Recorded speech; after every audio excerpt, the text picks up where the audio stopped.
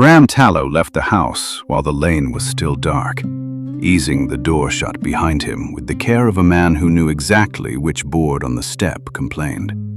The oiled cloak was still on its peg inside, and his mother would have words about that later, and he would rather have the words later than the argument now.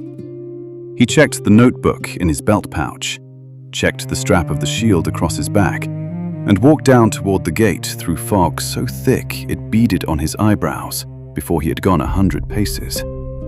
He counted the lit windows as he went, out of habit more than duty. 4.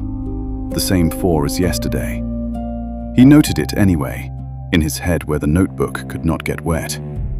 Captain Vera Ash was at the posts before him, standing under the lantern hook with her cloak dry and her boots clean. And how she managed either in this weather was a question Bram had stopped asking himself in his first month. "Traffic today," she said. "Bran's fuel cart first. Welcome him, count the sacks, and write down anything that does not match." "Match what, Captain?" "Corin's tally." That was the whole briefing, and it was more useful than most. Bram took his place at the left post, where the timber was worn smooth at shoulder height by every guard who had ever leaned there while pretending not to lean. And he watched the fog on the approach do the slow, curling things fog did. Behind him, Torrance Spoke's yard woke up in its usual order.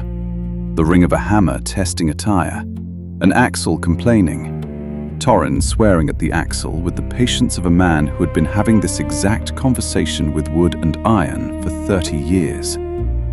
The fuel cart came up out of the fog at mid-morning, with Cole Bran walking beside the mule. Charcoal dust settled in his coat seams, and one hand steadying the rear sack whenever the left wheel found a rut. 12, Cole said before Bram asked.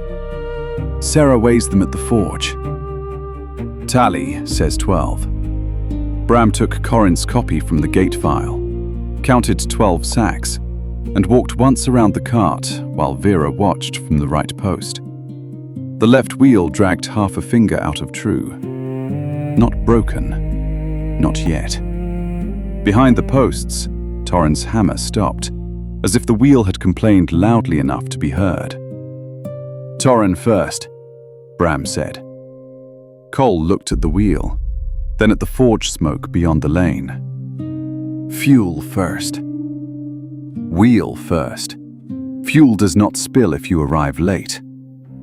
Cole considered this, which took less time than most men spent objecting, and turned the mule toward Torrin's yard. Bram wrote Bran fuel in 12 sacks, left wheel drags, marked the forge copy, and tucked it beneath the rear sack's cord for Sarah. Facts did not become kinder when polished.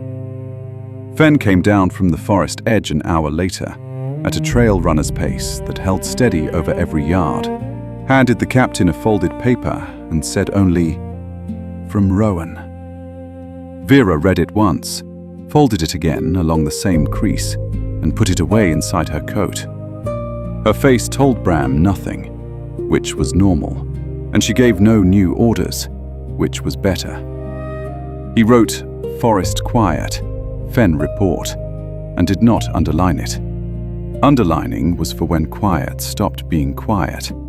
A man who underlined everything might as well underline nothing.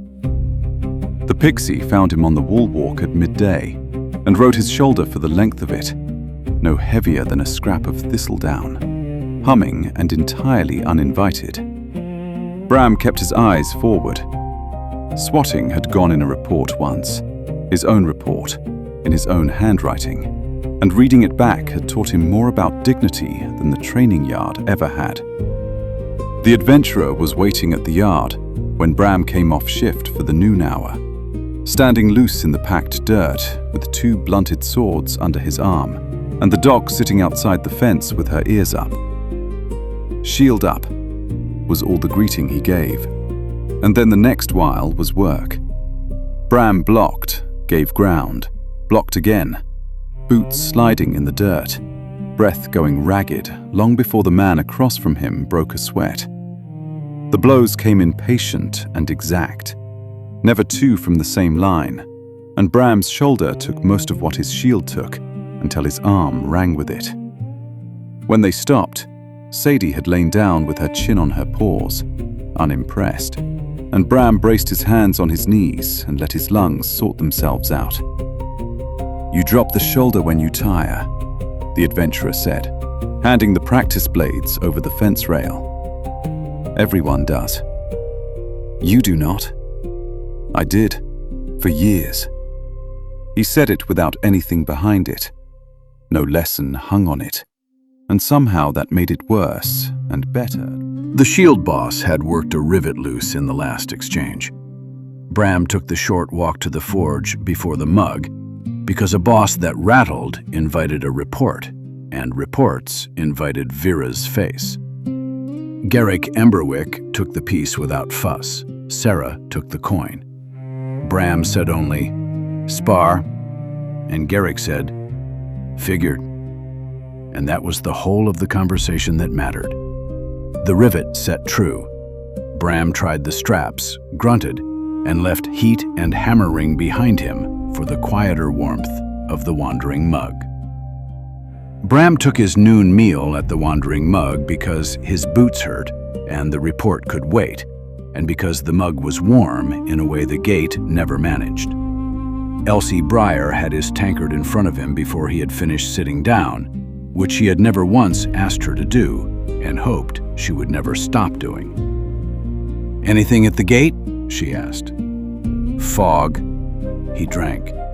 She waited, not pushing, wiping down the boards an arm's length away, and after a moment he added, "A lot of it," which was as far as he was prepared to go with Fenn's folded paper sitting in the captain's coat and rain threatening the lanterns before noon. When he left, he put down a coin more than the ale wanted. She swept it into the drawer without counting it in front of him, and he was grateful for that in a way he had never found the shape of a sentence for. The rain came early in the afternoon, fine and cold, and Bram made the round of the gate lanterns with the taper. Tomas Alderwick had topped the oil 2 days back, and the flame took at the first touch, light warming the wet timber, and for a moment the work felt like what the work was supposed to feel like. Then the rain stopped falling. It did not slacken.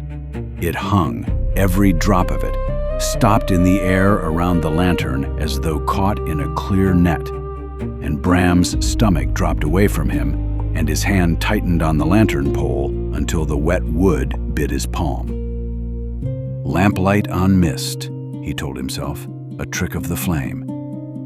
He made himself walk 2 steps straight ahead through the hanging drops because standing still in it was worse, and the drops touched his face going past.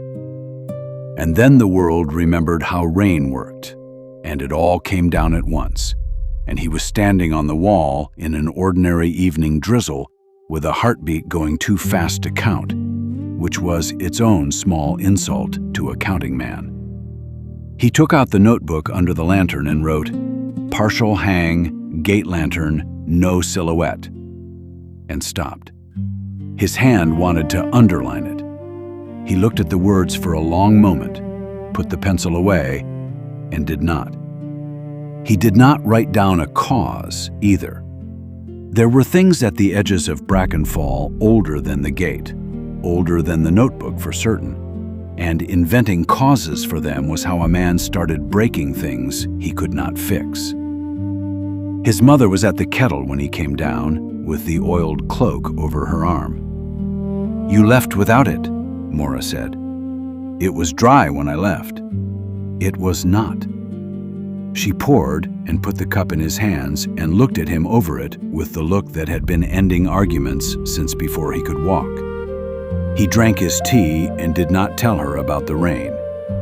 She kept the gate's guards fed and dry and standing, and had for years, and none of that required her to carry every page of his notebook home in her head. Maris Greyleaf caught him at the cottage door near dusk, because word traveled, and had his tabard shoulder open before he finished objecting. "Hold still," She pressed the bruise with 2 fingers, watching his face rather than the skin. "Blocked with the body again. You have a shield for that."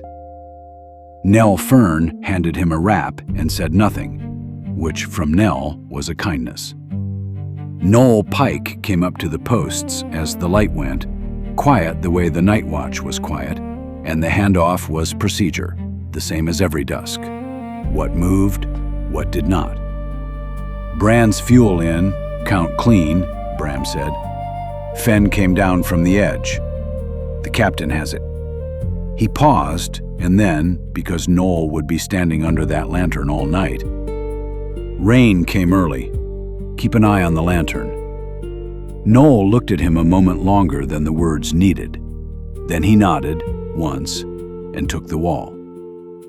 Bram walked home through the drizzle with the shield on his back and the notebook dry in its pouch, past the 4 lit windows, which were 5 now, and he noted the 5th without breaking stride. The gate performed its welcome for outsiders every day of the year, and his whole work, when you wrung the water out of it, was to stand where he could see the performance and write down the moments it slipped. He hung the oiled cloak on its peg where his mother would find it hung. He was asleep before he decided whether the lantern entry needed underlining after all.